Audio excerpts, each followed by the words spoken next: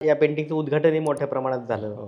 मग त्या उद्घाटनाविषयी खुद्द अमिताभ बच्चन त्यांच्या हस्ते ते सगळा प्रोग्राम झाला. त्याविषयी तुमच्या काय भावना होत्या नक्की? जेव्हा पेंटिंग आम्ही सुरुवात केली आणि असं आम्हाला सांगण्यात आले की जपानमध्ये काय एशिया खंडामध्ये एक पेंटिंग होतं, ते 13 दिवसात त्याचं वर्ल्ड रेकॉर्ड झालेलं. तुम्ही किती दिवसात, कमी दिवसात तुम्ही करताल असं त्यांचं म्हणणं होतं. त्यावेळेस ते पेंटिंग जेव्हा आम्ही करत होतो तर आम्हाला असं सांगण्यात आलं की ते जर रेकॉर्ड तुम्ही मोडीत काढलं तर अमिताभ बच्चन ते तुम्हाला भेटण्यासाठी येतील किंवा उद्घाटनासाठी येतील. तसं सांगितल्यामुळे आम्ही तर पहिल्यापासून लहानपणापासूनच त्यांचे फॅन. ते अजून जोमाने करत आम्ही 7 दिवसातच ते पेंटिंग पूर्ण आम्ही केलं. एक चांगला हुरूप आला तुम्हाला ते काम आला. करायला. त्यावेळेस परिस्थिती नव्हती, काय नव्हती.